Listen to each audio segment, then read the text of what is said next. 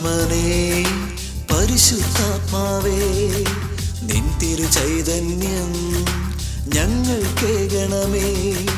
ത്രിയേക ദൈവത്തിൽ നിത്യസഹായകനേ, നിത്യം വാഴണമേ പരിശുദ്ധാത്മാവേ. ത്രിയേക ദൈവത്തിൽ നിത്യസഹായകനേ, നിത്യം വാഴണമേ പരിശുദ്ധാത്മാവേ. പരിശുദ്ധാത്മാവേ പറന്നിറങ്ങണമേ, വരദാനങ്ങളുമായി വന്നു നിറയണമേ. പരിശുദ്ധാത്മാവേ പറന്നിറങ്ങണമേ, വരദാനങ്ങൾ. അഗ്നിനാവുകൾ പെന്തക്കോസ്ത് ഒരുക്കധ്യാനം. പരിശുദ്ധാത്മ നിറവിനുമായി ഒരുങ്ങുന്ന നമ്മൾ, അഥവാ പെന്തക്കോസ്തയ്ക്ക് വേണ്ടി ഒരുങ്ങുന്ന നമ്മൾ, മാമോദീസായിലൂടെ ആത്മസ്നാനം സ്വീകരിച്ച് നമ്മൾ പ്രായത്തിനടുത്ത രീതിയിൽ ആ സ്നാനത്തിൻ്റെ ഫലം പുറപ്പെടുവിക്കുന്നവരാകുവാനുള്ള ഒരുക്കമാണ്. 4-ാം ദിവസമാണ് ഇന്ന്. പ്രത്യേകിച്ച് നമ്മൾ ഈ ദിവസത്തെ നമ്മൾ കാണുന്നത് അഗ്നിനാവുകൾ. ഒരിക്കൽ കൂടി ഓർമ്മിപ്പിക്കുകയാണ്, നമ്മുടെ പേര് മറന്നു പോകാതിരിക്കാൻ. ധ്യാനത്തിൻ്റെ പേര് അഗ്നിനാവുകൾ എന്ന് പറഞ്ഞാൽ പരിശുദ്ധാത്മാവ് അന്ന് അവരുടെ മേലെ, ശിഷ്യന്മാരുടെ മേലെ എഴുന്നള്ളി വന്നതുപോലെ തന്നെ നമുക്ക് അനുഭവിക്കാനാവുന്ന ഒരു പരമാർത്ഥമാണത്. അക്കാലത്തെ കൾച്ചറിന് മാത്രമേ മാറ്റം വന്നിട്ടുള്ളൂ, നമ്മുടെ സംസ്കാരത്തിന്. ആ സംസ്കാരത്തിന് നമ്മൾ എടുക്കേണ്ടത് എന്തെന്നും സ്വീകരിക്കേണ്ടത് എന്തെന്നും ഒക്കെ അറിയുവാൻ വേണ്ടി വിശുദ്ധ ഇഗ്നേഷ്യസ് ലിയോള പറയുന്നുണ്ട്, നിങ്ങളെപ്പോഴും ജീവിതത്തിൻ്റെ താൽക്കാലിക ലക്ഷ്യങ്ങളിലേക്ക് നോക്കാതെ യഥാർത്ഥ ലക്ഷ്യമായ സ്വർഗത്തെ നോക്കിക്കൊണ്ട് പോയാൽ കൾച്ചറുകൾ നിങ്ങളെ അടിമപ്പെടുത്തുകയില്ല. അതുകൊണ്ട് സംസ്കാരങ്ങൾ നമ്മളെ ബാധിക്കാതിരിക്കണമെങ്കിൽ നമ്മുടെ ജീവിതത്തിൻ്റെ അൾട്ടിമേറ്റ് എയിം സ്വർഗമാണെന്ന് നമ്മൾ കാണണം. അതിലേക്ക് നോക്കിക്കൊണ്ട് വേണം നമുക്ക് ധ്യാനിക്കുവാനായിട്ട്.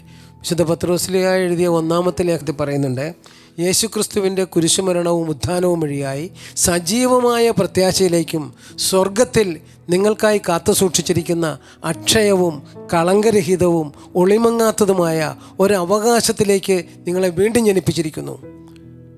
പത്രോസ്ലീഹയുടെ വാക്കുകൾ ഒന്നുകൂടെ ഓർക്കാം നമുക്ക്. അവിടെ പറയുകയാണ്, യേശുക്രിസ്തുവിൻ്റെ മരിച്ചവരിൽ നിന്നുള്ള ഉത്ഥാനം വഴിയായി സജീവമായ പ്രത്യാശയിലേക്കും സ്വർഗത്തിൽ നിങ്ങൾക്കായി ഒരുക്കിയിരിക്കുന്ന അക്ഷയവും, ക്ഷയിച്ചു പോകാത്തത്, കളങ്കരഹിതവും നിഷ്കളങ്കമായ, ഒളിമങ്ങാത്തത്, അവിടെ ശോഭയ്ക്ക് ഒരു മാറ്റവും വരത്തില്ല. ഇവിടെയാണ് ജരാനരകളൊക്കെ ഉള്ളത്, അവിടെ അതൊന്നുമില്ല.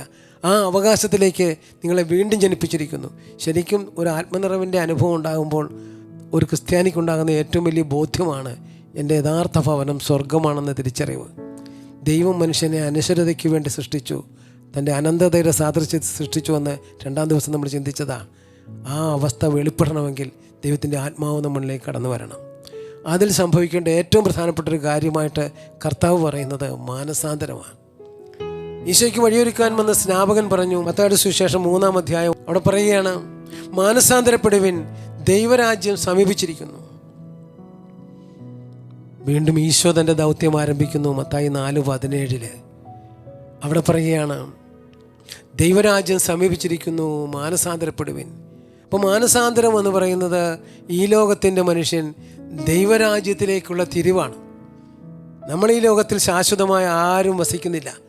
നമുക്കിതൊരു സത്രം പോലെയാണ് വാസ്തവത്തിൽ. കാരണം എപ്പോഴാണ് പോരടാന്ന് പറഞ്ഞാൽ നമ്മൾ പോയേ പറ്റൂ. പിന്നെ നമുക്കിവിടെ ഒരു വാസസ്ഥലമില്ല. എന്നാൽ മനുഷ്യനെ മരണത്തിൻ്റെ പിടിയിലേക്ക് വിട്ടുകൊടുക്കാൻ ദൈവം ആഗ്രഹിച്ചില്ല. ദൈവം മനുഷ്യനെ സൃഷ്ടിച്ചത് തൻ്റെ തന്നെ ഛായയിലും തൻ്റെ തന്നെ സാദൃശ്യത്തിലും തൻ്റെ തന്നെ ജീവനും കൊടുത്താണ്.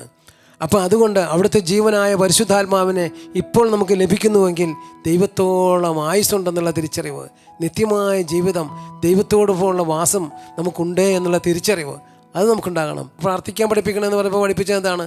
സ്വർഗസ്ഥനായ ഞങ്ങളുടെ പിതാവേ. എല്ലാ വിശ്വാസികളും സ്വർഗസ്ഥനായ ഞങ്ങളുടെ പിതാവേ എന്ന് വിളിക്കുന്ന പാർട്ടീസാണ്. പക്ഷേ ആ പിതാവിൻ്റെ മക്കളാണെങ്കിൽ നമ്മളും അവിടുത്തുകാരാണെന്ന് മനസ്സിലാക്കണം. നമ്മൾ സ്വർഗീയരാണ്. നമുക്കിവിടെ ശാശ്വതമായൊരു വാസസ്ഥലമില്ല. ഇവിടെ ഒന്നും നമുക്ക് ശാശ്വതമായി വെച്ചേക്കാനൊക്കത്തില്ല. ചില മനുഷ്യരുടെ ജീവിതം കണ്ടാൽ ഇഹലോക ജീവിതമാണ് അവരുടെ എല്ലാമെന്ന് തോന്നിപ്പോവും. ഉണരുമ്പോൾ തൊട്ട് ഉറങ്ങുന്നത് വരെ ഈ ലോകത്തിന് ആവശ്യമായ കാര്യങ്ങൾ, ചിലപ്പോൾ കിടപ്പാടമായിരിക്കാം, ഭക്ഷണമായിരിക്കാം, വസ്ത്രമായിരിക്കാം, ഭാവിയാകാം, എന്തുമാകട്ടെ, അതിൽ മാത്രം മനസ്സുറപ്പ്, ഹൃദയമുറപ്പിച്ചിരിക്കുന്ന ഒരു വ്യക്തിക്ക് ജീവിതത്തിൻ്റെ അർത്ഥം എന്തെന്ന് പഠിക്കാത്തവനെന്ന് പറയും. വിശുദ്ധ അഗസ്റ്റിനോസിൻ്റെ ഭാഷയിൽ പറഞ്ഞാൽ, ഈ ലോക വസ്തുക്കൾ കൊണ്ട് അതിൻ്റെ ആവശ്യകതയും അതിൻ്റെ വിനിയോഗവും ഒക്കെ കൊണ്ട് ഹൃദയം നിറയ്ക്കുന്ന വ്യക്തികൾ മണ്ണെണ്ണ ഒഴിച്ച് തൻ്റെ ഹൃദയത്തെ നിറയ്ക്കുന്നവൻ തുല്യനാണെന്നാണ്.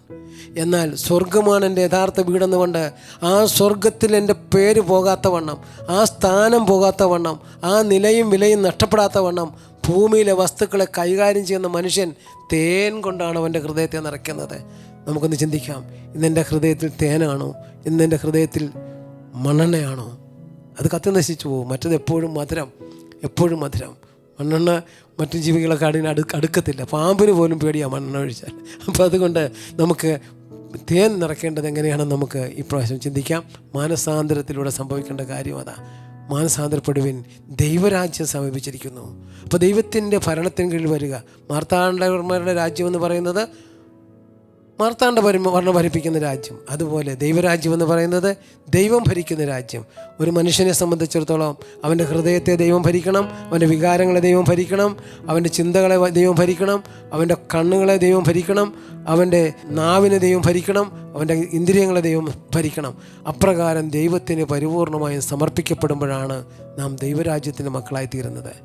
ഓരോ ദൈവരാജ്യത്തിൻ്റെ മക്കളുടെ പ്രത്യേകതകളുണ്ട്. കർത്താവ് ദൈവരാജ്യം സമീപിച്ചിരിക്കുന്നു പറഞ്ഞില്ലേ? ഇതുപോലെ തന്നെ സ്നാപകൻ പറഞ്ഞു മാനസാന്തരപ്പെടുവനെന്ന് പറഞ്ഞില്ലേ? ആ സ്നാപകൻ മത്തായിയുടെ സുവിശേഷത്തിലെ തൻ്റെ പ്രസംഗത്തിൻ്റെ ഇടയിൽ പറയുകയാണ്, അണലി സന്തതികളെ, വരാൻ പോകുന്ന ദൈവകോപത്തിൽ നിന്ന് ഓടിയകലുവാൻ നിനക്ക് കൽപ്പന നൽകിയത് ആര്? എന്നിട്ട് പറയണം മാനസാന്തരത്തിൻ്റെ ഫലം പുറപ്പെടുവിക്കുവാൻ. എന്താണ് ഈ മാനസാന്തരത്തിൻ്റെ ഫലം? കണ്ടില്ലേ?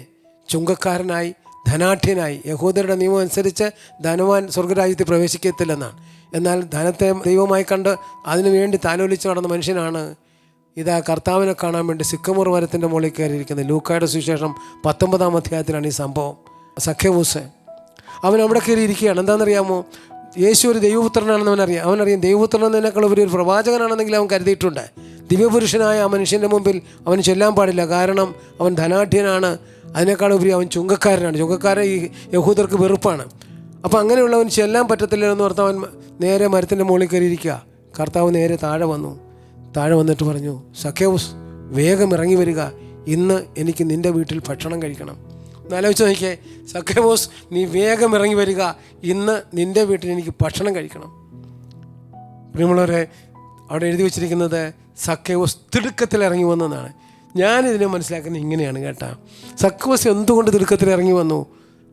സഖ്യവൂസ് കീഴോട്ട് നോക്കിയപ്പോൾ കണ്ടത് തന്നേക്കാൾ വലിയ ചുങ്കക്കാരനായ ലേവി മത്തായി എന്ന പേര് സ്വീകരിച്ച് യേശുവിൻ്റെ ശിഷ്യഗണത്തിൽ, അപ്പോസ്തലന്മാരുടെ ഗണത്തിൽ പെടുത്തിയിരിക്കുന്നു. അപ്പുറത്ത് നിൽക്കുന്നു ഇടിമുഴക്കത്തിൻ്റെ പുത്രന്മാർ, അത് വിദേശസ്ഥാനം തന്നെ. അതിനപ്പുറത്ത് നിൽക്കുന്നു തീവ്രവാദി ശിമയോൻ. ഇങ്ങനെ നാട്ടിൽ ഉള്ള പല കുഴകളും, അതായത് മഗ്ദലന മറിയം, പാപിനിയായ മറ്റു പലരും, അല്ല പാപികളായ മറ്റു പലരും അവനോടൊപ്പമുണ്ട്. അപ്പം സക്കായിക്ക് മനസ്സിലായി, ഇവരെയൊക്കെ സ്വീകരിക്കുമെങ്കിൽ എന്നെയും സ്വീകരിക്കും. അവൻ ചുറന്ന് താഴെ വന്നതിനല്ല പ്രശ്നം. അവൻ യേശുവിനെയും കൂട്ടി വീട്ടിലേക്ക് പോയി. നമ്മളൊക്കെ ആണെങ്കിൽ ഉടനെ പറയും, കർത്താവ് ഞാൻ വീട്ടിൽ പോയി ചെന്ന് ഭാര്യയോട് ചോദിക്കട്ടെ അവിടെ വല്ല സൗകര്യം ഉണ്ടോയെന്ന്. നിങ്ങളും ശിഷ്യന്മാരും ഒക്കെ ഉണ്ടല്ലോ, അവിടെ താമസിക്കാനുള്ള സൗകര്യം വേണ്ടേ? ഇതൊന്നും ചോദിച്ചില്ല, ഓടി വീട്ടിലേക്ക് പോയി. അവിടെ ചെന്നവരുടെ സക്കായി പറയാണ്, കർത്താവേ ഞാൻ ആരുടെയെങ്കിലും വഞ്ചിച്ചെടുത്തെങ്കിൽ അത് ഞാൻ 4 ഇരട്ടിയായി കൊടുക്കാം. ഇതാ എൻ്റെ സ്വത്തിൽ പകുതി ഞാൻ ദരിദ്രർക്ക് കൊടുക്കുന്നു. ഇതാണ് മാനസാന്തരം. അവൻ ഇതുവരെ ഈ ലോകത്തിൻ്റെ മകനായി ദൈവമായി സമ്പത്തിനെ കണ്ട് സമ്പത്തിനെ ആരാധിച്ച് അല്ലെങ്കിൽ സമ്പത്തിനെ വണങ്ങി സമ്പത്തിനെ സൂക്ഷിച്ച് വെച്ചിരുന്ന പാർട്ടിയാണ്. മറ്റുള്ളവരെ ഏത് വിധത്തിലും ചൂഷണം ചെയ്ത് ഇപ്പോൾ പറയാണ്, ഞാൻ ആരുടെയെങ്കിലും വഞ്ചിച്ചെടുത്തെങ്കിൽ 4 ഇരട്ടിയായി കൊടുക്കാം, സ്വത്തിൻ്റെ പകുതി ദരിദ്രർക്ക് കൊടുക്കാം. ഇതാണ് മാനസാന്തരം. മാനസാന്തരത്തിൻ്റെ ഫലം പുറപ്പെടുവിക്കുന്ന സഖ്യവൂസ്. കണ്ടില്ലേ, പത്രോസിൻ്റെ വീട്ടിൽ പോയി കർത്താവ് പോയി. ലൂക്കായുടെ സുവിശേഷം 5-ാം അധ്യായത്തിലെ സംഭവം. അവിടെ ചെന്നപ്പോൾ അമ്മായിയമ്മയ്ക്ക് പനി പിടിച്ച് കിടക്കുകയായിരുന്നു. പനി പിടിച്ച് ഭാര്യ അമ്മയെ സുഖപ്പെടുത്തി, അമ്മ അവരെ പരിചരിച്ചു. അടുത്ത ദിവസം വൈകുന്നേരമായപ്പോൾ ജനമെല്ലാം കൂടി വന്നു. പിറ്റേ ദിവസം അവർക്കൊക്കെ രോഗശാന്തി കൊടുത്ത് പറഞ്ഞു വിട്ടു. ഇത് കിട്ടിയ മനുഷ്യർ പിറ്റേ ദിവസം രാവിലെ വന്നപ്പോൾ കർത്താവ് ഗനേസനത്ത് കടൽത്തീരത്ത് നിൽക്കുകയാണ്. അപ്പോഴാണ് ജലത്തിൻ്റെ ബാഹുല്യം നിമിത്തം കർത്താവ് 2 വള്ളങ്ങൾ അവിടെ കിടന്നു. പത്രോസിൻ്റെ വള്ളത്തെ കയറി കടലിലേക്ക് നീങ്ങി അവിടെ നിന്ന് പ്രസംഗിക്കാൻ തുടങ്ങി.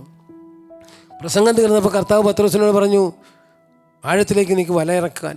അവൻ വലയിറക്കി. കർത്താവേ, ഇന്നലെ രാത്രി മുഴുവൻ അധ്വാനിച്ചിട്ട് ഒരു മീൻ പോലും കിട്ടിയില്ല എന്ന് പറഞ്ഞു. എങ്കിലും നീ പറഞ്ഞതുകൊണ്ട് ഞാൻ വലയിറക്കാം. അവൻ വലയിറക്കി. എന്താ സംഭവിച്ചെന്നറിയാമോ? അവരുടെ വള്ളം നിറഞ്ഞു.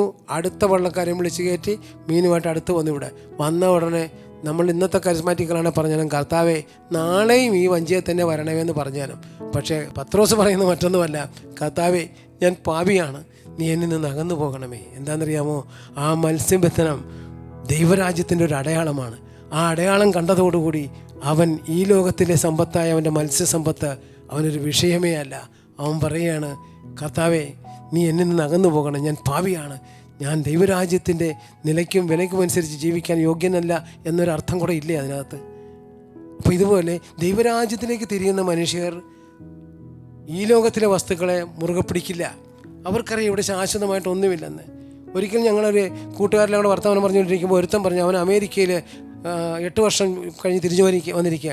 അവൻ പറഞ്ഞു, എൻ്റെ 6 തലമുറയ്ക്ക് കഴിക്കാനുള്ളതുണ്ട്, ഇനി അമേരിക്കയിലൊന്നും പോകുന്നില്ല, ഞാനിത് സുഖമായിട്ട് വെച്ചിരിക്കുകയാണെന്നൊക്കെ പറഞ്ഞ് ഞങ്ങളങ്ങനെ വർത്തമാനമൊക്കെ പറഞ്ഞ് എല്ലാവരും കൂടെ കാപ്പിയൊക്കെ കുടിച്ച് പിരിഞ്ഞു. പിറ്റേ ദിവസം രാവിലെ അറിയുന്നു, രാത്രി 12 മണിക്ക് അവൻ അറ്റാക്ക് വന്ന് മരിച്ചു. 6 തലമുറക്കുള്ളത് ഉണ്ടാക്കി വെച്ച പാർട്ടിയാണ്. പിറ്റേ ദിവസം അവനൊരു ചായ കുടിക്കാൻ പോലും അവനില്ല, അവൻ മരിച്ചുപോയി. ഞാൻ പറയുന്നത്, ഭൂമിയിൽ ഏറ്റവും കൂടുതൽ സമ്പത്ത് ഉണ്ടാക്കിയാലും എന്തൊക്കെ ഉണ്ടായെന്ന് പറഞ്ഞാലും ഒരു ദിവസം മരിക്കേണ്ടി വരും. മരിച്ചാൽ ദൈവരാജ്യത്തിലേക്കാണ് പ്രവേശിക്കേണ്ടത്. തനത് വിധിയുണ്ട്. അപ്പോൾ തന്നെ തീരുമാനിക്കും നീ നരകത്തിൽ പോകണോ, ശുദ്ധീകരണത്തിൽ പോകണോ, സ്വർഗത്തിൽ പോകണോ എന്ന്. ആ തനത് വിധിയിൽ സ്വർഗത്തിൽ പോകാൻ ഒരുങ്ങുന്നവരെയാണ് ക്രിസ്ത്യാനികളെന്ന് പറയുന്നത്. അവർക്ക് മാത്രമേ സ്വർഗസ്ഥനായ പിതാവെന്ന് ദൈവത്തെ വിളിക്കാൻ അവകാശമുള്ളൂ. ഈ പെന്തക്കോസ്ത് നാളുകളിൽ ആ അവകാശം സ്വന്തമാക്കണം നമ്മൾ. അതിന് മാനസാന്തരം ആവശ്യമാണ്. ഈ ലോകത്തിൻ്റെ മകൻ ദൈവരാജ്യത്തിൻ്റെ മകനായി മാറണം.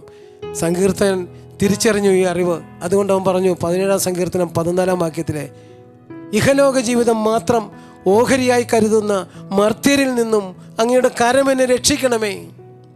അങ്ങ് അവർക്ക് നൽകിയത് കൊണ്ട് അവർക്ക് സമൃദ്ധി ഉണ്ടാകട്ടെ, മിച്ചമുള്ളത് അവരുടെ പേരക്കിടാങ്ങൾക്കും കൊടുക്കട്ടെ. പ്രിയമുള്ളവരെ, അതുമാത്രം മിച്ചമുള്ളത് പേരക്കിടാങ്ങൾക്ക് ഉണ്ടാക്കി വെച്ചും അതുമാത്രമാണ് ജീവിതത്തിൻ്റെ ലക്ഷ്യമെന്ന് കരുതുന്നവനെ ക്രിസ്ത്യാനി എന്ന് വിളിക്കാൻ പറ്റില്ല. കാരണം ക്രിസ്തീയ ജീവിതത്തിൻ്റെ കവാടമാണ് മാനസാന്തരം. ഈ ലോകത്തിൻ്റെ മകനായിരുന്നവൻ ദൈവരാജ്യത്തിൻ്റെ മകനായി മാറണം. മത്തായിയുടെ സുവിശേഷം 16-ാം അധ്യായത്തിൽ നമ്മൾ കാണുന്നുണ്ട് 18 മുതലുള്ള വാക്യങ്ങളിൽ ദൈവരാജ്യത്തിൻ്റെ നിലയും വിലയുമാണ്.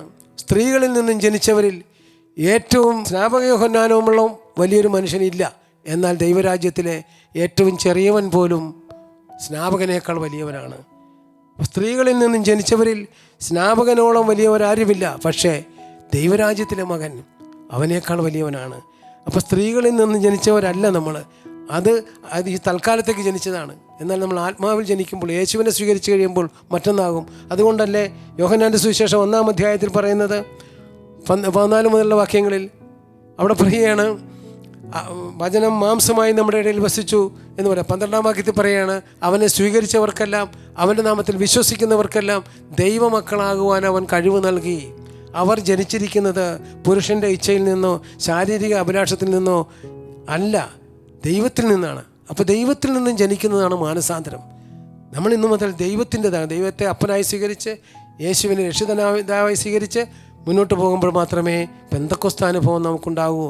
അങ്ങനെയുള്ളവർക്ക് വരദാന ഫലങ്ങളൊക്കെ സമൂഹത്തിൻ്റെ ദൈവരാജ്യത്തിൻ്റെ അടയാളം എന്ന നിലയിൽ സമൂഹത്തിൽ ഉപയോഗിക്കാൻ പറ്റൂ. അത് നമുക്ക് എല്ലാവർക്കും വാഗ്ദാനം ചെയ്തിരിക്കുന്നതാണ്. കുറച്ച് ധ്യാനഗുരുക്കന്മാർക്കോ ചില വ്യക്തികൾക്കോ മാത്രം വെച്ചിരിക്കുന്നതല്ല. മാമോദീസ സ്വീകരിച്ച് പെന്തക്കോസ്ത് അനുഭവത്തിലേക്ക് വരുന്ന ഏവരും ദൈവരാജ്യത്തിൻ്റെ മക്കളാണ്, ദൈവത്തിൻ്റെ മക്കളാണ്. അതോടൊപ്പം തന്നെ മറ്റൊരു കാര്യമുള്ളത്, ദൈവരാജ്യത്തിൻ്റെ വിലയുണ്ട്. വില പറഞ്ഞു, ദൈവരാജ്യത്തിൻ്റെ നിയമങ്ങളുണ്ട്. മത്തായിയുടെ സുവിശേഷം 5, 6, 7 ദൈവരാജ്യത്തിൻ്റെ നിയമങ്ങൾ അരക്കി കുറുക്കി കലക്കി വെച്ചിരിക്കുന്നതാണ്. ഒരിക്കലൊരു സഹോദരൻ ഇലക്ട്രിസിറ്റി ബോർഡിലെ സീനിയർ അസിസ്റ്റൻ്റാണ്. അദ്ദേഹം രാവിലെ 11 മണിക്ക് ഓഫീസിൽ വരത്തുള്ളൂ. കാരണം 3 മണിയാകുമ്പോൾ ഓഫീസിൽ നിന്ന് ഇറങ്ങിക്കഴിഞ്ഞാൽ പിന്നെ മദ്യപിച്ച് കൂട്ടുകാരോടുകൂടി നടന്ന് രാത്രി 2 മണിയൊക്കെ ആകുമ്പോൾ വീടിൻ്റെ ക്വാർട്ടേഴ്സിൻ്റെ കഥകെ കൊണ്ട് ചാരി നിർത്തിയിട്ട് ആൾക്കാർ ഓടിക്കളയുന്നതിൻ്റെ കാര്യം മറ്റൊന്നുമല്ല, ഭാര്യയെ കണ്ടാൽ തെറി പറയും. അതുകൊണ്ട് അവർ ഓടി മാറുമ്പോൾ ഇയാൾ അകത്തേക്ക് വീഴും, പെണ്ണുമ്പളെ വലിച്ചകത്തിടും. അങ്ങനെ ജീവിച്ചൊരു മനുഷ്യൻ. അദ്ദേഹത്തിൻ്റെ ഭാര്യയും സീനിയർ അസിസ്റ്റൻ്റാണ്. 3 പിള്ളേരുള്ളത്, 3ൻ്റെ നെഞ്ചാം കൂട്ടമൊക്കെ ഇങ്ങനെ ഉന്തി നിൽക്കുകയാണ്. ഞാൻ അദ്ദേഹത്തിന് പറഞ്ഞു, ഭക്ഷണം കഴിക്കുന്ന പടുക്കണ്ട പിള്ളേർക്ക് എന്ന് പറഞ്ഞാൽ ഭക്ഷണം വയ്ക്കാൻ തോന്നിയാൽ വീട്ടിൽ സമാധാനം ഇല്ലാത്തതുകൊണ്ട് ആ സ്ത്രീ ജോലിയും കഴിഞ്ഞ് വന്നാൽ അവർക്ക് വേറെ ഒന്നും ചെയ്യാൻ പറ്റത്തില്ല. ഇയാൾ സമാധാനം കൊടുക്കത്തില്ല. അതുകൊണ്ട് രാവിലെ 2 ബണ്ണ് വീതം വാങ്ങിച്ചു കൊടുക്കും പിള്ളേർക്ക്. ഉച്ചയ്ക്ക് ഹോട്ടലിൽ പോയി കഴിക്കും. ഇങ്ങനെയൊക്കെയുള്ളൊരു കുടുംബ അന്തരീക്ഷം. ഞാൻ പലപ്പോഴും ചെന്നു, ചേട്ടാ ഈ മദ്യപാനം ഒന്ന് മാറിക്കിട്ടേ കുടുംബം രക്ഷപ്പെടും. എന്നെ തെറി പറഞ്ഞു ഓടിക്കും. ചിലപ്പോഴൊക്കെ പറയും, നീ ബൈബിളും പിടിച്ച് നിനക്ക് നാണമില്ലേ, നീ ഡിപ്ലോമക്കാരനല്ലേ, നീ ഇതും കൈ പിടിച്ചോണ്ടിരുന്ന ഞങ്ങളുടെ ക്വാർട്ടേഴ്സിൽ വരുന്നത് എന്നൊക്കെ പറഞ്ഞ് വഴക്ക് പറഞ്ഞ് ഓടിച്ചിട്ടുണ്ട്, എന്നെ കളിയാക്കിയിട്ടുണ്ട്. ചിലപ്പോഴൊക്കെ ഞാൻ ഫോൺ വിളിക്കും, ചേട്ടാ ഈ പ്രാവശ്യം പെസകായല്ലേ, അതുകൊണ്ട് ഒരു കുമ്പസാരത്തിന് പോകണ്ടേ, കുമ്പസാരം പട ഡാഷ് ഡാഷ് എന്ന് പറയും. 3 വർഷം പുറകെ നടന്ന അവസാനം ആൾ വീണു. ഞങ്ങൾക്ക് മധ്യചികിത്സാ ക്യാമ്പുണ്ട് 8 ദിവസത്തെ. ക്യാമ്പിൽ വന്ന് കൂടി, അതും കഴിഞ്ഞ് വന്ന ഉടനെ പറയും, തങ്കച്ച ഇനി ഞാൻ തങ്കച്ചനോട് കൂടി അവിടെയും വരും, കർത്താവിൻ്റെ സുവിശേഷം പറയണം, എനിക്ക് ഇനി കർത്താവിൻ്റെതായിട്ട് ജീവിക്കണം. ഞാനങ്ങനെ തീരുമാനിച്ചു കഴിഞ്ഞു. ഞാൻ എന്ത് തീരുമാനമാണെങ്കിലും ശരി, ദൈവരാജ്യത്തിൻ്റെ നിയമങ്ങൾ പാലിക്കാത്തവന് മരണം വരെ സുവിശേഷ പ്രസംഗനാകാൻ ഒക്കത്തില്ല. അതുകൊണ്ട് ദൈവരാജ്യത്തിൻ്റെ നിയമങ്ങൾ സഹോദരൻ പഠിക്കണം. അതെന്ത് നിയമമാണ്? അത് മത്തായി 5, 6, 7. അതിലൊന്ന് പറഞ്ഞുതരാമോ ഏതെങ്കിലും? ഒരെണ്ണം ഞാൻ പറഞ്ഞുതരാം, ചെറുത്. അത് മത്തായി 7, 12. അത്ര ചെറുതല്ല. ഇതിന് പറയുന്നത് ബൈബിളിലെ ഗോൾഡൻ ലോ എന്നാണ്, സുവർണ നിയമം. എന്നതാണത്? ഒന്ന് വായിച്ചേ. അദ്ദേഹത്തെ കൊണ്ട് വായിപ്പിച്ചു. മറ്റുള്ളവർ നിനക്ക് എന്ത് ചെയ്തു തരണമെന്ന് നീ ആഗ്രഹിക്കുന്നുവോ അത് നീ അവർക്ക് ചെയ്തു കൊടുക്കുക. അപ്പോൾ എന്നോട് എനിക്കതിൻ്റെ അർത്ഥം മനസ്സിലായില്ലേ? ഞാൻ പറഞ്ഞുതരാം. തൻ്റെ ഭാര്യ തനിക്ക് ചെയ്തു തരാൻ ആഗ്രഹിക്കുന്ന ഏറ്റവും പ്രധാനപ്പെട്ടൊരു കാര്യം പറ. എൻ്റെ പൊന്നു തങ്കച്ച 10 കൊല്ലമായി അവൾ എൻ്റെ 3ാമത്തെ കൊച്ചിനെ പ്രസവിച്ചപ്പോൾ തൊട്ട് എനിക്ക് കടുങ്കാപ്പി ഉണ്ടാക്കി തരത്തില്ല. രാവിലെ അത് അവർക്ക് പണിയുണ്ടെന്ന്, ജോലിയുണ്ട്, ഓഫീസിൽ പോകണം, മറ്റു വീട് അതുണ്ട് ഇതുണ്ടെന്നൊക്കെ പറയും, എനിക്ക് തരത്തില്ല. ഞാൻ വല്ലതും ആഗ്രഹിക്കും. പലപ്പോഴും ഓർക്കും, എൻ്റെ ദൈവമേ, എൻ്റെ പെണ്ണുമ്പോൾ എനിക്കൊരു കടുങ്കാപ്പി ചടിഞ്ഞായ തിളപ്പിച്ച് തന്നിരുന്നെങ്കിലെന്ന്. അപ്പോൾ ഞാൻ പറയും, ഈ നിയമം അനുസരിച്ച് എന്ത് ചെയ്യണം? താങ്കൾ രാവിലെ തിളപ്പിച്ച് കൊടുക്കണം, അത്രയല്ലേ ഉള്ളൂ. ഈ നിയമം ഞാൻ പാലിക്കുമെന്ന് പറഞ്ഞു. ശരി, എങ്കിൽ പൊക്കും. ഇതൊരെണ്ണം, ഇതുപോലെ എല്ലാം ഉണ്ട്, വായിക്കണം കേട്ടോ എന്നൊക്കെ പറഞ്ഞു. അങ്ങനെ ഞങ്ങൾ പോയി. ഒരാഴ്ച അദ്ദേഹം അങ്ങനെ തന്നെ കൊടുത്തുകൊണ്ടിരുന്നു. ഒരു ശനിയാഴ്ച ഞാനും അദ്ദേഹവും കൂടെ പാണ്ടിപ്പാറ എന്ന ഒരു സ്ഥലത്ത് 13 കിലോമീറ്റർ നടക്കണം, അങ്ങോട്ട് ഇങ്ങോട്ടും 13. രാത്രി 2 മണി വരെ ക്ലാസ്സും കഴിഞ്ഞ് ഞങ്ങൾ നടന്നു വന്നപ്പോൾ 2:30. അവിടെ നിന്ന് ഞങ്ങൾ 12 മണിക്ക് പോകുന്ന. ഇവിടെ വന്നു കഴിഞ്ഞപ്പോൾ ഇയാൾ ക്വാർട്ടേഴ്സിലും പോയി. ഒരു ശനിയാഴ്ചയായിരുന്നു. ഞാൻ വെളുപ്പിനെ പള്ളിയിൽ പോകാനായിട്ട് ഒരുങ്ങിക്കൊണ്ടിരിക്കുമ്പോൾ എൻ്റെ കോളിംഗ് ബെല്ല് എന്ന് പറഞ്ഞ് അടിക്കുന്നു, കൈ എടുക്കാതെ തന്നെ. ഞാൻ ഓടിച്ചു നോക്കിയപ്പോൾ ഇദ്ദേഹത്തിൻ്റെ ഭാര്യ. ഇത് കണ്ട കരിസ്മാറ്റിക് ലീഡർ ഇങ്ങനെയാണ് പരിശീലിപ്പിക്കണത്. എന്താ പറ്റി? ഇത് കണ്ട, അതേ ഇവിടെ 4 വിരൽ, ഈ പശത്തും ഇവിടെ 1 വിരലും. പെണ്ണുമ്പോൾ വെളുത്ത സ്ത്രീയാ, അയാൾ പിടിച്ചിട്ട് ചുവന്ന് തണുത്ത് കിടക്കുക. എൻ്റെ ഭർത്താവ് പെടലിക്ക് പിടിച്ചതാണെന്ന് പറഞ്ഞിട്ട് അവർ കുറേ അതൊക്കെ പറഞ്ഞിട്ട് പോയി, പള്ളിയിൽ പോയി. ഞാനും കുർബാനയും കഴിഞ്ഞിട്ട് ഓടി, കുറുക്കിന് റോഡൊക്കെ കയറാതെ കുറുക്ക് വഴിക്ക് ഓടി ക്വാർട്ടേഴ്സിൽ ചെന്നപ്പോൾ ഇദ്ദേഹം കട്ടിലേക്ക് കിടക്കുന്ന അദ്ദേഹത്തോട് ചോദിച്ചു, സാർ എന്ത് പറ്റി? പോയി തങ്കച്ച, എല്ലാം പോയി. നമ്മൾ എന്ത് പറ്റിയെന്ന് പറയാം. അപ്പം നമ്മൾ ഇന്നലെ വന്നപ്പോൾ 2:30 ആയില്ലേ, ഞാൻ ഉറങ്ങിപ്പോയി. രാവിലെ 6:15 അവൾ വന്നിട്ട് എണീക്കുന്നില്ലേ, കടുങ്കാപ്പിയുടെ കടുഞ്ചായ എവിടെ എന്ന് പറഞ്ഞ് ഇങ്ങനെ എന്നെ അങ്ങോട്ടും ഇങ്ങോട്ടും കുലുക്കിക്കൊണ്ടിരുന്നു. ഞാൻ മറന്നുപോയി നമ്മുടെ നിയമത്തിൻ്റെ കാര്യം. ഞാൻ പെട്ടെന്ന് കയറി പിടിച്ചു കഴിഞ്ഞപ്പോഴാണ് ഓർത്തത്, ദൈവമേ തെറ്റിപ്പോയല്ലോ എന്ന്. പോയി തങ്കച്ച, പോയി. ഞാൻ ഇല്ല, നിങ്ങൾ ദൈവരാജ്യത്തിന് അകലെയല്ല മിസ്റ്റർ. അതെന്താ അങ്ങനെ പറയാൻ കാര്യം? ഇപ്പം ഞാനിവിടെ വന്നപ്പോൾ വേണമായിരുന്നു ഇങ്ങനെ പറയാൻ പറഞ്ഞാൽ അവൾക്ക് ഇത്തിരി കട്ടൻ കാപ്പി തിളപ്പിച്ചു എന്താണ്, എനിക്ക് കൂടെ ഇത് തന്നാൽ എന്തായിരുന്നു എന്നൊന്നും പറഞ്ഞില്ലല്ലോ. എനിക്ക് തെറ്റിപ്പോയെന്നല്ലേ പറഞ്ഞുള്ളൂ. അങ്ങനെ തെറ്റ് സ്വയം ഏറ്റെടുത്തിരിക്കുന്നത് നിങ്ങൾ ദൈവരാജ്യത്തിന് അകലെയല്ല. കർത്താവ് 3 പ്രാവശ്യം വീണത് ഇങ്ങനെ വീഴുന്നവർക്ക് വേണ്ടിയാണ്. അതുകൊണ്ട് യു പ്രൊസീഡ്, നിങ്ങൾ തുടരൂ. അങ്ങനെ തുടർന്നു. ഇതൊക്കെ കഴിഞ്ഞൊരു 3 ആഴ്ച കഴിഞ്ഞപ്പോൾ ഞങ്ങൾ ഇതുപോലെ തന്നെ വേറെ സ്ഥലത്ത് പോയിച്ചും രാത്രി 12 മണിയായപ്പോഴും വന്നു. അപ്പോൾ എന്നോട് പറഞ്ഞു, എനിക്കിത്തിരി ഷെയർ ചെയ്യാനുണ്ടെന്നു. ശരി, പ്രാർത്ഥിക്കാമെന്ന് പറഞ്ഞിരുന്നു. ബാത്റൂമിൽ കയറിയിട്ട് ഈ മനുഷ്യനെ കാണാനില്ല. ഞാൻ നോക്കി കുട്ടിയൊന്നും അടച്ചിട്ടില്ല. ഞാൻ പതുക്കെ ചെന്ന് നോക്കിയപ്പോൾ ഒരു ബക്കറ്റ് നിറയെ ബ്ലൗസ്, സാരി, അണ്ടർസ്കേർട്ട് ഇതെല്ലാം നനച്ച് വെച്ചിട്ടുണ്ട് കഴുകുക. ഞാൻ ഇതെന്താ സാർ? തങ്കച്ച 3 മണിയായപ്പോഴല്ലേ എന്നെ വിളിച്ചത്. ഞാൻ രാവിലെ ഓഫീസിൽ പോകുന്ന നേരത്ത് നോക്കിയപ്പോൾ കഴുകിയ ഒരൊറ്റ ഷർട്ടില്ല. എനിക്ക് ഭയങ്കര സങ്കടം തോന്നി. അപ്പോൾ നമ്മുടെ നിയമം ഓർത്തു. അവളുടെ അഴുക്കായുള്ള എല്ലാം എടുത്ത് നനച്ച് വെച്ച് ഞാൻ അത് കഴുകാൻ നിൽക്കണം ഇപ്പം. അല്ലെങ്കിൽ ഇനി സർഫ് ഇട്ടിച്ച് പോയതാ, ഇനി മോശമായിരിക്കാൻ വേണ്ടിയാണ്. ഞാൻ പറയും, ചിലർക്ക് തോന്നും ഇതൊരു വിഡ്ഢിത്തരമാണെന്ന് ഈ ഭർത്താവ് ചെയ്തത്. തിരുവചനത്തിൽ അങ്ങനെ പൗലോസ് പറഞ്ഞിട്ടുണ്ട്, നാശത്തിലൂടെ ചരിക്കുന്നവർക്ക് കുരിശിൻ്റെ വചനം ഭോഷത്വമാണ്, രക്ഷയിലൂടെ ചരിക്കുന്നത് നമുക്കോ അത് ദൈവത്തിൻ്റെ ശക്തിയാണ്. ഈ മകൻ അത് ചെയ്തു. എനിക്ക് ഒത്തിരി സന്തോഷം തോന്നി. ഞാൻ കെട്ടിപ്പിടിച്ച് റൂമൊക്കെ കൊടുത്തിട്ട് പറഞ്ഞു, നിങ്ങൾ ദൈവത്തിൻ്റെ രാജ്യത്തിലാണ്, പേടിക്കണ്ട, തുടങ്ങുക എന്ന് പറഞ്ഞു. ഏതായാലും 3 ആഴ്ചക്കകം നമ്മുടെ ചേട്ടത്തിക്ക് ഞങ്ങൾക്ക് അവിടെ ഒരു പ്രാർത്ഥനാ ഗ്രൂപ്പുണ്ട്. അപ്പോൾ പ്രാർത്ഥനാ ഗ്രൂപ്പിൽ കിട്ടറേ എൻ്റെ കാലിന് കട്ടുകിഴപ്പുണ്ട്, എനിക്ക് പയ്യെ നിൽക്കാൻ പാടില്ല, നടക്കാൻ പാടില്ല എന്നൊക്കെ പറഞ്ഞു. ഞാൻ പറഞ്ഞു, ഞങ്ങൾ പ്രാർത്ഥിക്കാം. ഒരു കാര്യം, ഹീലിംഗ് കിട്ടിയാൽ അസീസിൽ പോയി ധ്യാനം കൂടണം. അങ്ങനെ സമ്മതിച്ചു. ഞങ്ങൾ അവിടെ പ്രാർത്ഥിച്ചു. അവരുടെ കാലിൻ്റെ വേദന അപ്പം തന്നെ മാറി. അതോടുകൂടി അസീസിൽ പോയി ധ്യാനിച്ചു വന്നു കഴിഞ്ഞപ്പോൾ തൊട്ട് പെണ്ണുമ്പോൾ എന്ത് ചെയ്യുന്നറിയാവോ, ഈ ഭർത്താവിന് എവിടെയെങ്കിലും പോകണമെങ്കിൽ അവർ തന്നെ ഡ്രസ്സെല്ലാം തേച്ച് കൊടുക്കും. അങ്ങനെയായി. ഈ മനുഷ്യൻ ആരായെന്നറിയാവോ? BLM ആളൂർ മധ്യചികിത്സാ ക്യാമ്പിലെ 86 മുതൽ 2019 വരെ മദ്യപന്മാർക്ക് ക്ലാസ് എടുക്കുന്ന വലിയൊരു വചനപ്രഘോഷകനും അവിടെ വരുന്ന മദ്യപന്മാർക്ക് ഫോളോ അപ്പിന് വേണ്ടി കേരളം മുഴുവൻ ഓടി നടന്ന ഒരു മനുഷ്യനായി മാറി. ദൈവരാജ്യത്തിൻ്റെ നിയമങ്ങൾ പാലിക്കുന്നവനെ കർത്താവ് ഉപയോഗിക്കും. നമ്മൾ ഈ ലോകത്തിൻ്റെതായിട്ട് നിന്നാൽ പറ്റത്തില്ല. നാലാമത്തൊരു കാര്യമുള്ളത്, ജഡിക മനുഷ്യന് ദൈവത്തെ പ്രസാദിപ്പിക്കുക സാധ്യമല്ല. റോമർ 8:9 മുതലുള്ള വാക്യങ്ങൾ പറയുന്നുണ്ട്, ജഡിക മനുഷ്യന് ദൈവത്തെ പ്രസാദിക്കുക സാധ്യമല്ല. ജഡിക പ്രവണതകൾക്കനുസരിച്ച് ജീവിക്കാൻ തുടങ്ങിയാൽ നമുക്കൊരിക്കലും ദൈവരാജ്യത്തിൻ്റെ മക്കളാകാൻ സാധ്യമല്ല. അതിനേക്കാൾ ഉപരിയായി മറ്റൊന്നുള്ളത്, ഇതിനെക്കുറിച്ച് വ്യക്തമായിട്ടും പറയുന്നത് ഗലാത്യ ലേഖനത്തിലാണ്. ഗലാത്യ ലേഖനത്തിൻ്റെ 5-ാം അധ്യായം 19-ാം വാക്യത്തിൽ പറയുന്നു, ജഡത്തിൻ്റെ വ്യാപാരങ്ങൾ എല്ലാവർക്കും അറിയാം. അവ അശുദ്ധി, ദുർവൃത്തി, വിഗ്രഹാരാധന, ആഭിചാരം, ശത്രുത, കലഹം, ഭിന്നത, വിഭാഗീയ ചിന്ത, മദ്യപാനം, മധുരോത്സവം, ഇവയ്ക്ക് സദൃശമായ മറ്റ് തിന്മകളും. പ്രിയമുള്ളവരെ, ഈ തിന്മകളൊന്നും സ്വർഗത്തിന് വിലയുള്ളതല്ല. സ്വർഗത്തിൽ വിലയില്ലാത്തതെല്ലാം ഞാൻ ഉപേക്ഷിക്കാൻ തയ്യാറായാലേ എൻ്റെ ജീവിതത്തിൽ ദൈവത്തിൻ്റെ രാജ്യം വരികയുള്ളൂ. എപ്പോഴും ഞാൻ ഓർക്കുകയായിരുന്നു, ശുശ്രൂഷകനായ ഞാൻ പോലും ചില വർഷങ്ങൾ അനുദപിക്കാത്ത ചില സംഭവങ്ങൾ എനിക്കുണ്ടായിരുന്നു. എൻ്റെ കണ്ണിൻ്റെ ദുരാശ, ചിലപ്പോൾ വേറെ അങ്ങനെയൊക്കെയുള്ള ചെറിയ ചെറിയ കാര്യങ്ങൾ. അത് ചില സമയത്ത് കർത്താവ് തന്നെ വെളിപ്പെടുത്തുന്നതാണ്, ഞാൻ ഉയർത്തേണ്ടിട്ട് ജീവിക്കുന്നവനല്ലേ, എനിക്ക് കാണാൻ പറ്റാത്ത എന്തുണ്ടാണ് നിനക്ക് ചിന്തിക്കാൻ പറ്റുമോ? നിനക്ക് എന്നെ കൂടാതെ കാണാൻ പറ്റുമോ? നിനക്ക് എന്നെ കൂടെ സ്പർശിക്കാൻ പറ്റുമോ? നിനക്ക് എന്നെ കൂടാതെ പറയാൻ പറ്റുമോ? എന്നിട്ട് നീ പറഞ്ഞതും നീ ചെയ്തതും പലതും എന്നെ മറന്നുകൊണ്ടുള്ളതാണ്. ഒരിക്കലും എന്നെ അനുതാപത്തിലേക്ക് നയിച്ചൊരു വലിയ സംഭവമാണിത്. എനിക്ക് നിങ്ങളോട് പറയാനുള്ളത്, ദൈവത്തിൻ്റെ ഭരണത്തിന് കീഴിലാകണമെങ്കിൽ നമുക്ക് ദൈവം നൽകിയിരിക്കുന്നവയൊക്കെ നമുക്ക് കാണാൻ സാധിക്കണം. ദൈവത്തിൻ്റെ രാജ്യത്തിൽ വിലയില്ലാത്തതൊന്നും എനിക്കും വിലയില്ലെന്ന് പറയണം. അങ്ങനെ ആയിരിക്കണം. അതാണ് മാനസാന്തരം. വിശുദ്ധ അഗസ്റ്റിനോസിൻ്റെ മാനസാന്തരം നമുക്കറിയാമല്ലോ. എത്ര വർഷങ്ങൾ ആ അമ്മ പ്രാർത്ഥിച്ചു, 18 വർഷക്കാലം നീണ്ട. അങ്ങനെ ഇരിക്കുമ്പോഴാണ് അദ്ദേഹം ഒരു ബൈബിൾ വാക്യം കാണാനിടയായത്. സുഖയില്ലാതെ വീട്ടിലിരിക്കുമ്പോഴേ ആ വാക്യം ഇതാണ്, റോമാലേഖനത്തിൻ്റെ 13-ാം അധ്യായം 11 മുതലുള്ള വാക്യങ്ങൾ. അവിടെ പറയുകയാണ്, ഇതെല്ലാം ചെയ്യുന്നത് കാലത്തിൻ്റെ പ്രത്യേകത അറിഞ്ഞുകൊണ്ട് വേണം.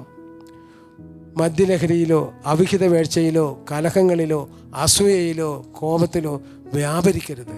പ്രത്യുത കർത്താവായ യേശുക്രിസ്തുവിനെ ധരിക്കുവിൻ.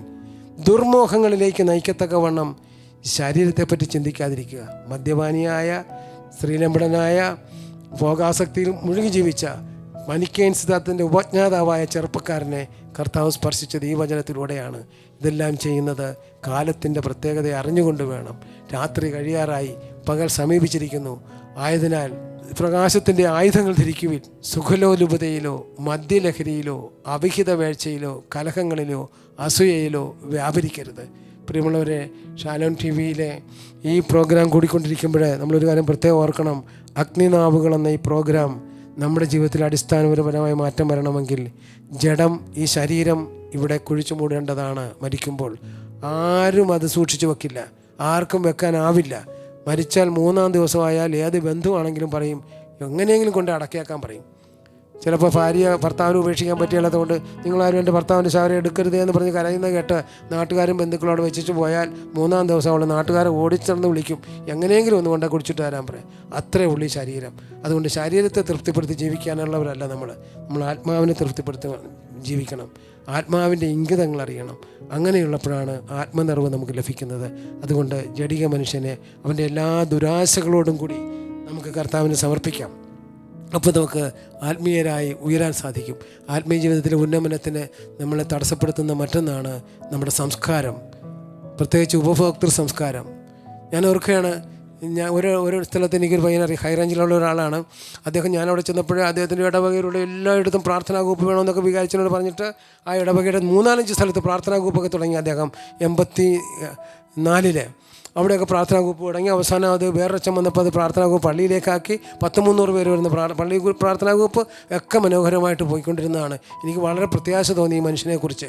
പക്ഷേ കുറച്ച് കഴിഞ്ഞപ്പോൾ അദ്ദേഹം കല്യാണം കഴിച്ചു. ചെറുപ്പക്കാരനായിരുന്നപ്പോഴിത് കല്യാണം കഴിച്ചപ്പോൾ ഇദ്ദേഹം പതുക്കെ ഗ്രൂപ്പിൽ വരാതായി. ഞാൻ ചോദിച്ചു, സഹോദര എന്തുകൊണ്ടാണ് ഗ്രൂപ്പിൽ വരാത്തത്? അതോ അവൾ കരിസ്മാറ്റിക് അല്ല, അവളെ നമുക്ക് കരിസ്മാറ്റിക് ധ്യാനം കൂടിച്ച് ഇത് മനസ്സിലാക്കിയിട്ട് ഞാൻ വരാം. കുറച്ച് കഴിയുമ്പോൾ അവളുടെ ഭാര്യ ഗർഭിണിയായി, അത് പ്രസവിച്ചു. അപ്പോൾ പറഞ്ഞു കൊച്ചുങ്ങളുള്ളത് കൊണ്ട് വരാൻ പറ്റത്തില്ല. അവസാനം 4 പ്രസവിച്ചു. 4 മക്കളായപ്പോഴും പറഞ്ഞു കുഞ്ഞുങ്ങൾ വളരട്ടെ. അങ്ങനെ കുഞ്ഞുങ്ങൾ വളർന്നു കഴിഞ്ഞപ്പോൾ ഞാൻ പതുക്കെ ചെന്നു, സഹോദര ഇപ്പോൾ ഒരുത്തൻ അയർലൻഡിലും ഒരുത്തൻ UK ഒരുത്തി പിന്നെ വേറെ എവിടെ സ്ഥലത്തുമാണ്, ഒരാൾ ഇന്ത്യയിൽ. അപ്പോൾ എന്ത് പറയുന്നു, ഇപ്പോൾ എല്ലാവർക്കും ജോലിയായില്ലേ, ഇനി തടസ്സം എന്താണ്, ഇനി വരാൻ പാടില്ലേ? അപ്പോൾ എന്നോട് പറയുന്നത്, തങ്കച്ചാ എൻ്റെ 2ാമത്തെ കൊച്ചിൻ്റെ വലിയ ബലഹീനതയാണ് പട്ടി. അവനൊരു 35,000 രൂപയുടെ 25,000 ഒരു പെട്ടിയെ വാങ്ങിച്ചിട്ടുണ്ട്. ആ പട്ടിയെ നോക്കാനുള്ളത് കൊണ്ട് എനിക്ക് പ്രാർത്ഥനാ ഗ്രൂപ്പിൽ പോകാൻ സമയമില്ല. അങ്ങനെ പട്ടി സംരക്ഷണാർത്ഥം അദ്ദേഹം ദൈവരാജ്യം ഉപേക്ഷിച്ചു.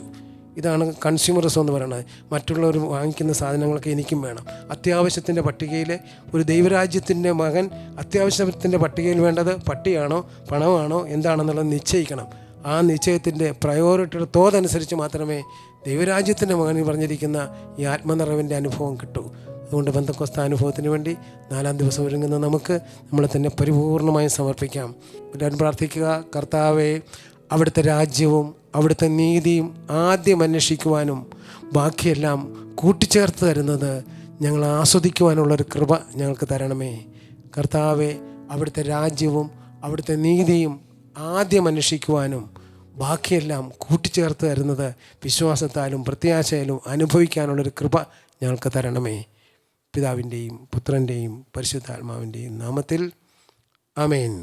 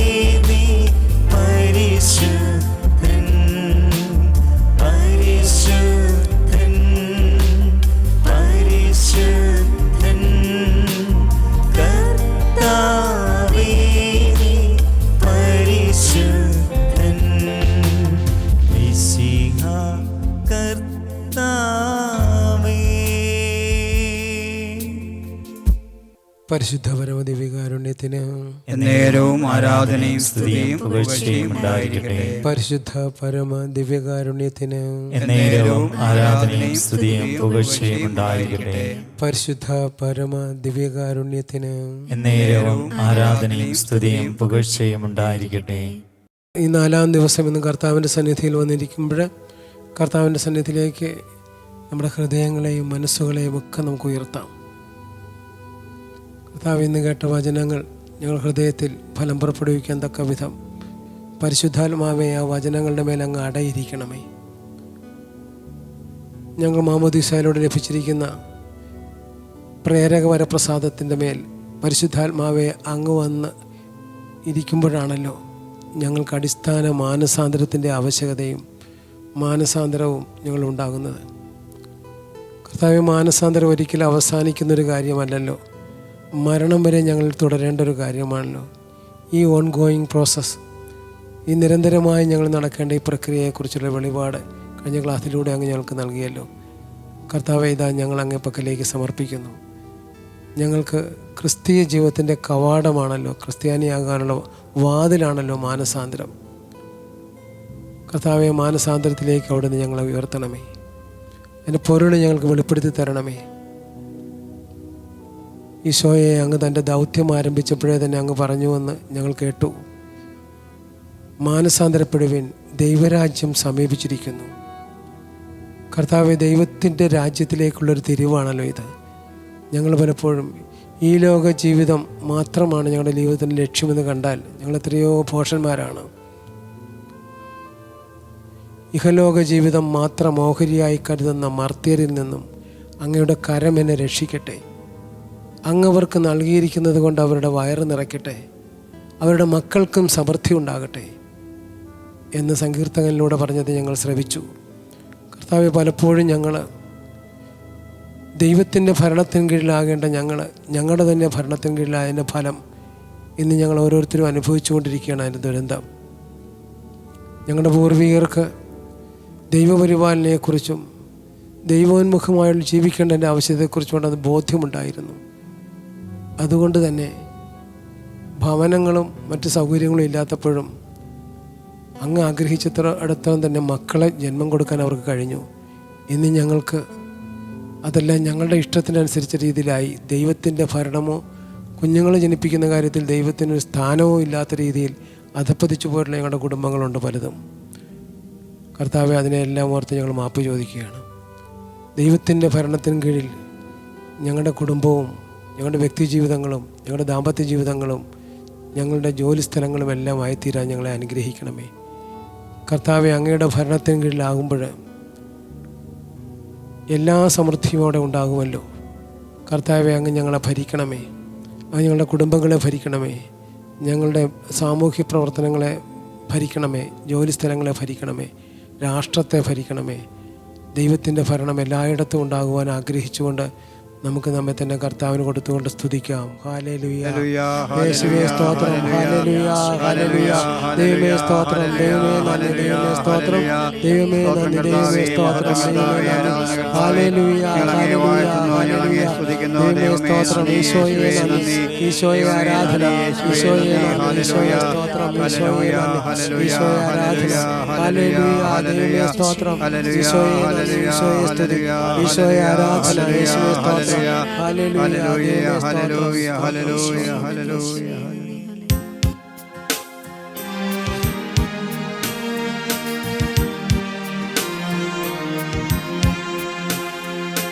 കരുണയുള്ള ദൈവമേ, കനിവ് തോന്നണമേ, ആവിയാണെങ്കിലും അലിവ് തോന്നണമേ. കരുണയുള്ള ദൈവമേ, കനിവ് തോന്നണമേ, പാപിയാണെങ്കിലും അലിവ് തോന്നണമേ.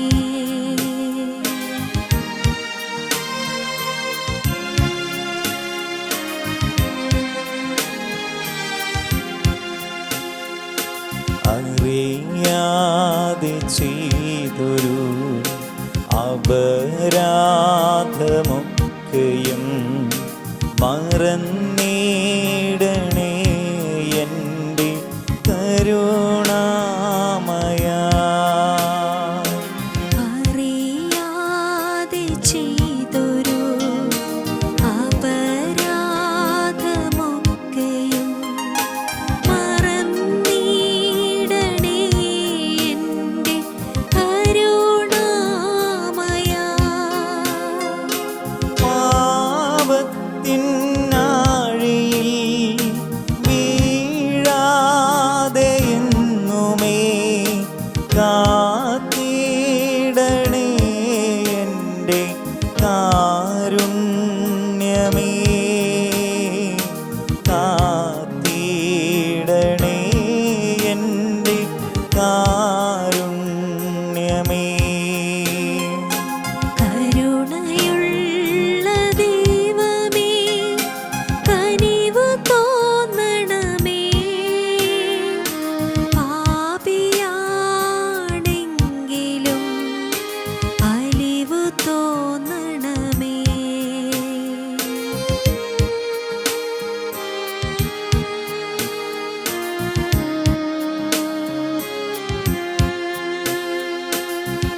കഥനങ്ങൾ മാനസേ വന്നിടും നേരവും തളരാതെ എന്നെ നീ കാത്തിടണേ.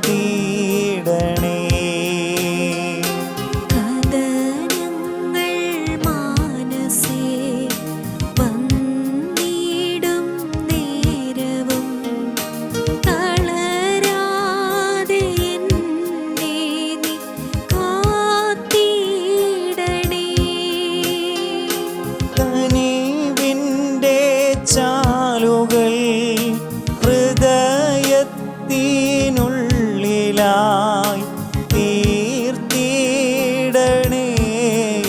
എൻ്റെ സ്നേഹത്താതാ തീർത്തിടണേ എൻ്റെ സ്നേഹത്താതാ കരുണയുള്ള ദൈവമേ കനിവ് തോന്നണമേ പാപിയാണെങ്കിലും അലിവ് തോന്നണമേ കരുണയുള്ള ദൈവമേ കനിവ് തോന്നണമേ പാപിയാണെങ്കിലും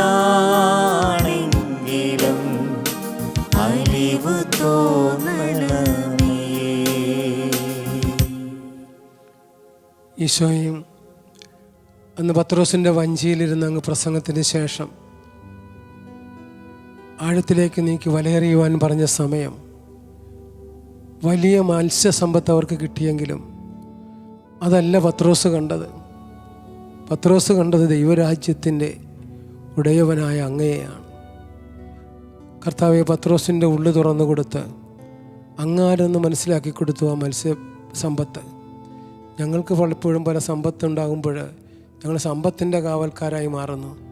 ദൈവത്തിനുള്ള സ്ഥാനം കുറഞ്ഞു പോകുന്നു.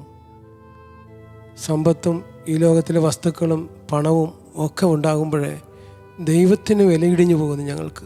കർത്താവെ, അടിസ്ഥാനപരമായൊരു മാനസാന്തരം സംഭവിക്കാത്തതാണ് അതിന് കാരണം. പത്രോസിനുണ്ടായതുപോലെ ഞങ്ങൾക്ക് ഒരു അടിസ്ഥാന മാനസാന്തരം തരണമേ. ഈ കാണുന്ന മത്സ്യസമ്പത്തിനേക്കാൾ വലിയവനാണ് ഈ നിൽക്കുന്നവൻ. കർത്താവെ, അവിടുത്തെ തിരിച്ചറിഞ്ഞ പത്രോസിനുണ്ടായത് പശ്ചാത്താപമാണല്ലോ. കർത്താവെ, ഞാൻ പാപിയാണ്, എന്നിൽ നിന്ന് അകന്നു പോകണമേ എന്ന് പറഞ്ഞു. കർത്താവ്, ഈ രീതിയിലൊരു ഞങ്ങളുടെ ആധ്യാത്മിക ജീവിതത്തിലെ ദർശനത്തിൽ വ്യക്തമായൊരു മാറ്റം തന്ന് ഞങ്ങളെ അനുഗ്രഹിക്കണമേ എന്ന് അങ്ങോട്ട് ഞങ്ങൾ പ്രാർത്ഥിക്കുകയാണ്. കർത്താവെ, അതോടൊപ്പം തന്നെ ഇതാ സഖ്യവൂസ് മരത്തിൻ്റെ മുകളിലിരിക്കുന്നെങ്കിലും അവൻ സഖ്യവൂസിൻ്റെ വീട്ടിലേക്ക് ചെല്ലുന്നുവെന്ന് പറഞ്ഞ് കൂടെ വന്ന് ഭവനത്തിൽ ചെന്നത് അങ്ങൊന്നും പറയാതെ തന്നെ അവൻ അങ്ങാരെന്ന് മനസ്സിലായി. അതുകൊണ്ട് അവൻ പറഞ്ഞു, കർത്താവെ, എൻ്റെ സ്വത്തിൽ പകുതി ഞാൻ ദരിദ്രർക്ക് കൊടുക്കുന്നു. ആരുടെയെങ്കിലും വഞ്ചിച്ചെടുത്തെങ്കിൽ അത് 4 ഇരട്ടിയായി കൊടുക്കുന്നു. കർത്താവെ, അടിസ്ഥാന മാനസാന്തരത്തിൻ്റെ ഫലം പുറപ്പെടുവിക്കുവാൻ പത്രോസിനെയും സഖ്യവൂസിനെയൊക്കെ അങ്ങ് തിരഞ്ഞെടുത്തുവല്ലോ, അല്ലെങ്കിൽ അവസരം കൊടുത്തുവല്ലോ. ഈ ഒരു ധ്യാനം ഞങ്ങളുടെയും വ്യക്തി ജീവിതത്തിൽ ദൈവമാണ് എല്ലാറ്റിനേക്കാൾ വലുതെന്നും ദൈവത്തിൻ്റെ ഭരണത്തിന് കീഴിലാകുന്നതാണ് ഏറ്റവും വലിയ സമ്പന്നതയെന്നും തിരിച്ചറിയുവാനായിട്ട് ഒരാത്മാവിൻ്റെ അഭിഷേകം ഞങ്ങൾക്ക് തന്ന് ഞങ്ങളുടെ ഉള്ളു തുറന്നു തരണമേ. ഒരുമിച്ച് കർത്താവിൻ്റെ പക്കലേക്ക് നമ്മുടെ കരങ്ങൾ ഉയർത്തി സ്തുതിക്കാം. ഹല്ലേലൂയ, സ്തോത്രം, ഹല്ലേലൂയ, പ്രൈസ് ജീസസ്. ദൈവമേ, സ്തോത്രം, സ്തോത്രം, സ്തോത്രം, സ്തോത്രം, സ്തോത്രം. കർത്താവെ, ദൈവത്തിന് ഒന്നാം സ്ഥാനം നൽകുവാനും ദൈവത്തിൻ്റെ ഭരണത്തിന് വേണ്ടിയാണ് ജീവിതമാകുവാനും ഇടയാക്കണമേ. ഹല്ലേലൂയ, ദൈവമേ, സ്തോത്രം, ഈശോയെ നന്ദി, ഈശോയെ സ്തുതി, ഈശോയെ നന്ദി. ഹല്ലേലൂയ, ദൈവമേ, സ്തോത്രം, സ്തോത്രം, സ്തോത്രം, സ്തോത്രം, സ്തോത്രം, ഈശോയെ നന്ദി, ആരാധന, ഈശോയെ നന്ദി, ഈശോയെ സ്തോത്രം.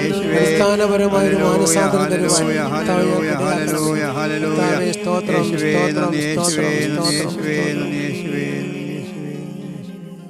കരുണാമയ കനിയേണമേ, ദൈവപിതാവേ കനിയേണമേ, കരുണയായിരിക്കേണമേ ഞങ്ങളിൽ, കരുണയായിരിക്കേണമേ.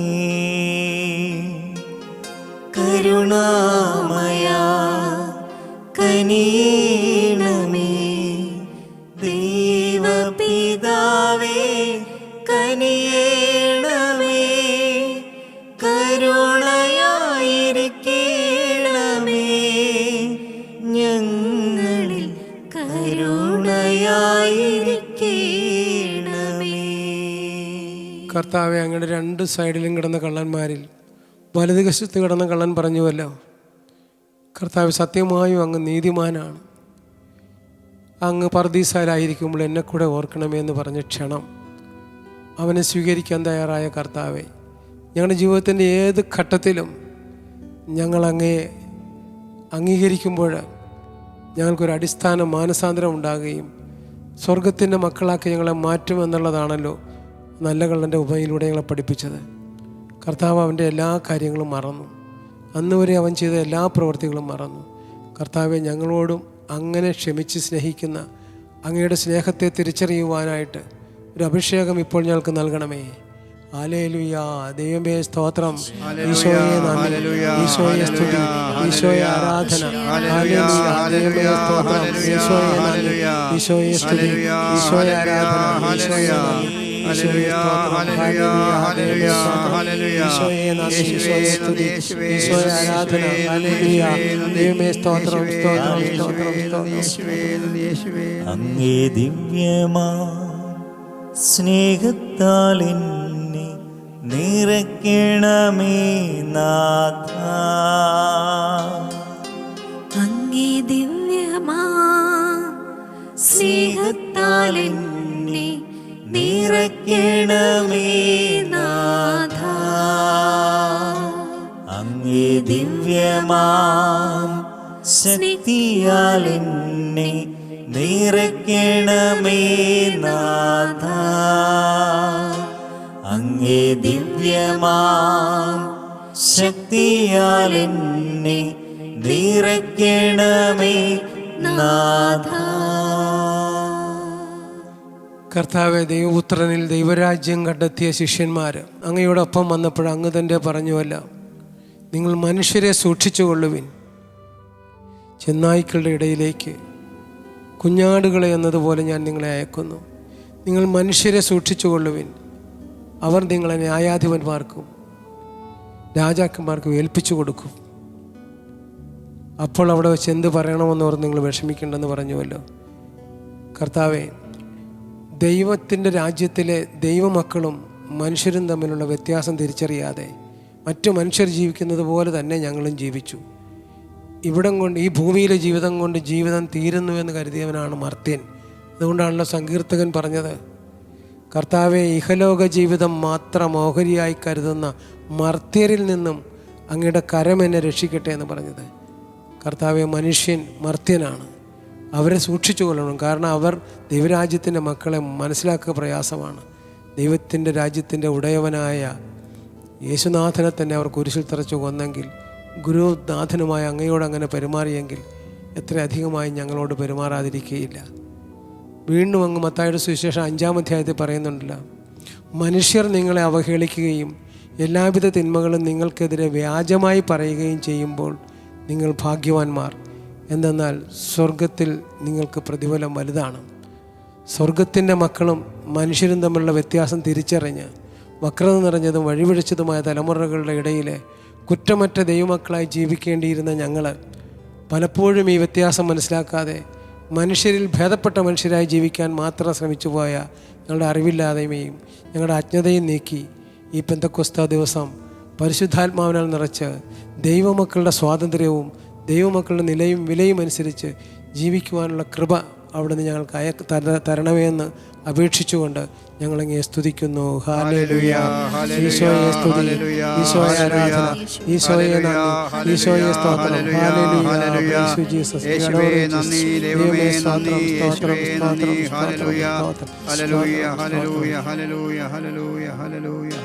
അങ്ങേ ശക്തിയാൽ എന്നെ നിറയ്ക്കണേ, അങ്ങേ ആത്മാവാൽ എന്നെ നയിക്കണേ.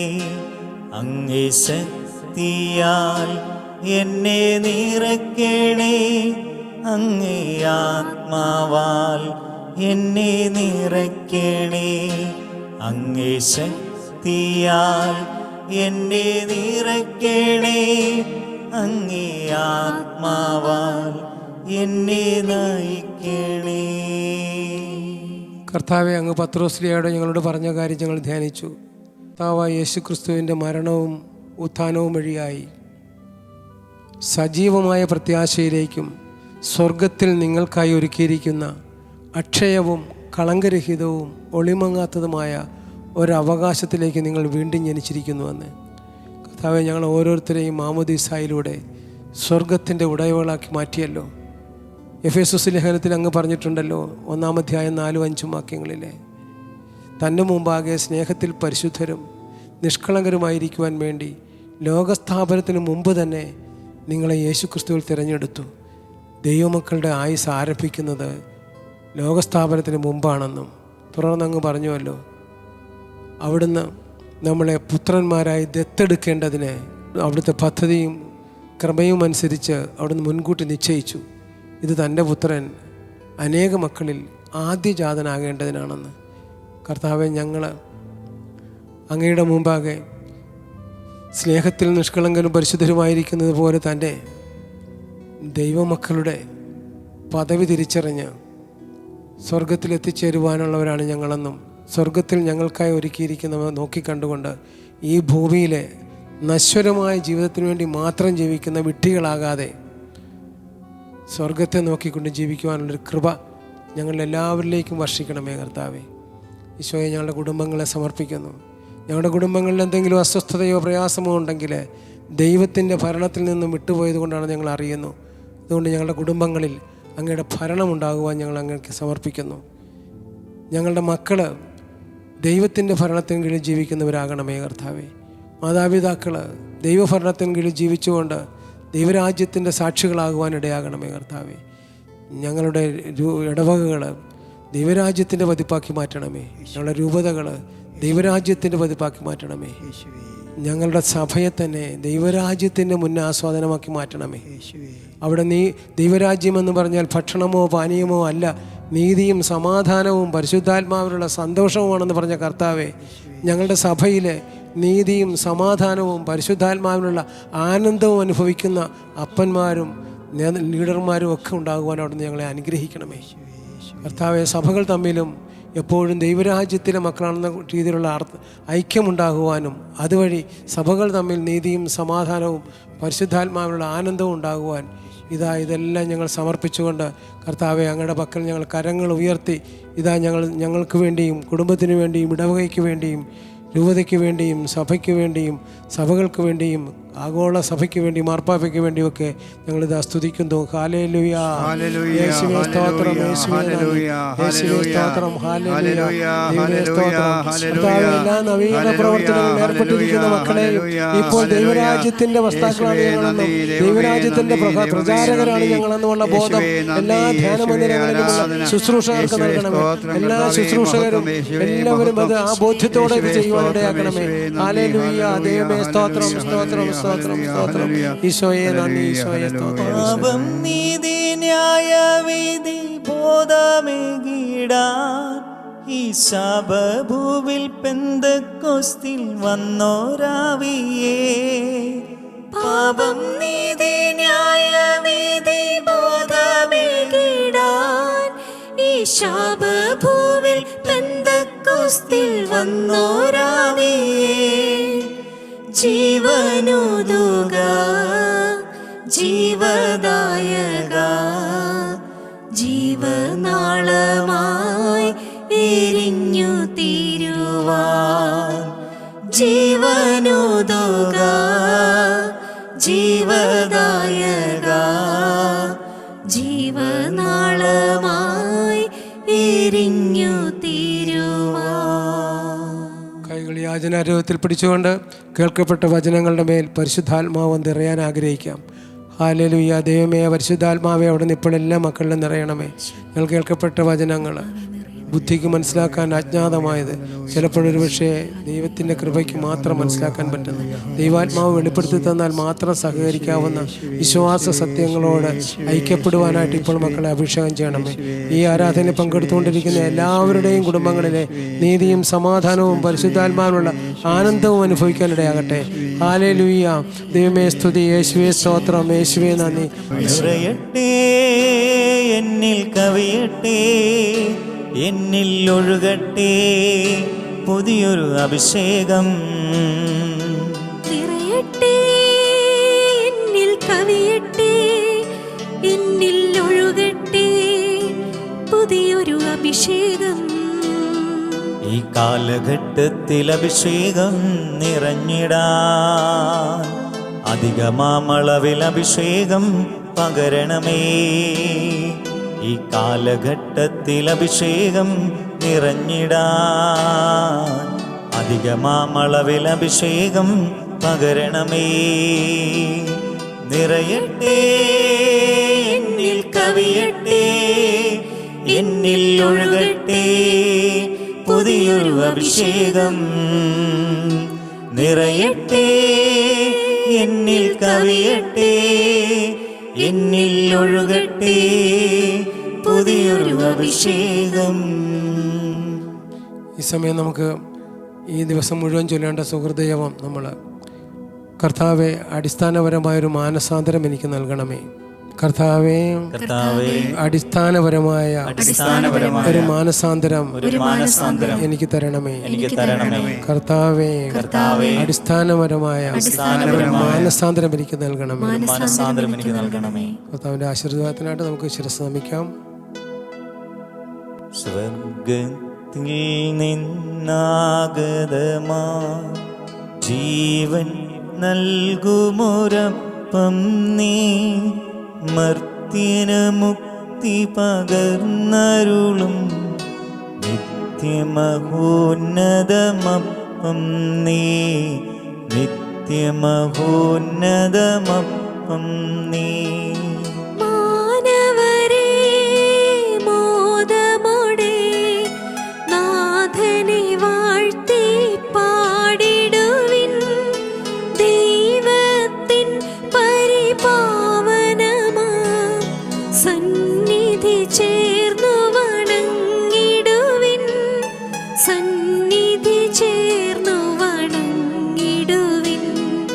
സ്വർഗത്തിൽ നിന്നാഗതമാം ജീവൻ നൽകുമൊരപ്പം നീ, മർത്യനു മുക്തി പകർന്നരുളും നിത്യമഹോന്നതമപ്പം നീ, നിത്യമഹോന്നതമപ്പം നീ.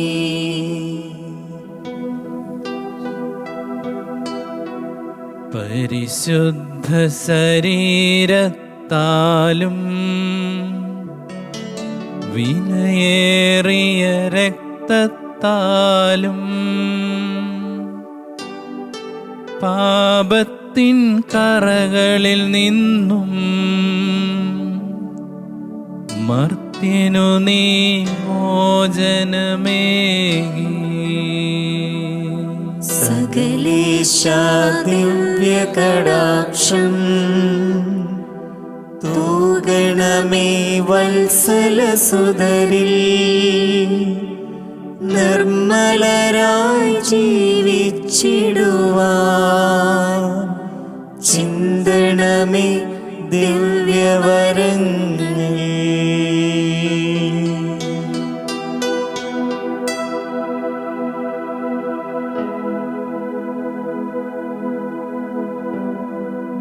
ആരാധന ആരാധന നാഥ ആരാധന. ആരാധന ആരാധന നാഥ ആരാധന. ആരാധന ആരാധന നാഥ ആരാധന. പരിശുദ്ധ പരമമാ ദിവ്യകാരുണ്യമേ, ഇന്നുമെന്നും അങ്ങേയ്ക്കാരാധന. പരിശുദ്ധ പരമമാ ദിവ്യകാരുണ്യമേ, ഇന്നുമെന്നും അങ്ങേയ്ക്കാരാധന. പരിശുദ്ധ പരമമാ ദിവ്യകാരുണ്യമേ, ഇന്നുമെന്നും അങ്ങേയ്ക്കാരാധന. നാളെ നമ്മൾ ഈ സമയത്ത് ആരാധനയിൽ പങ്കെടുക്കുന്നത് വരെ നമുക്ക് ഏറ്റുപറയാം. കർത്താവേ, അടിസ്ഥാനപരമായ ഒരു മാനസാന്തരം എനിക്ക് തരണമേ.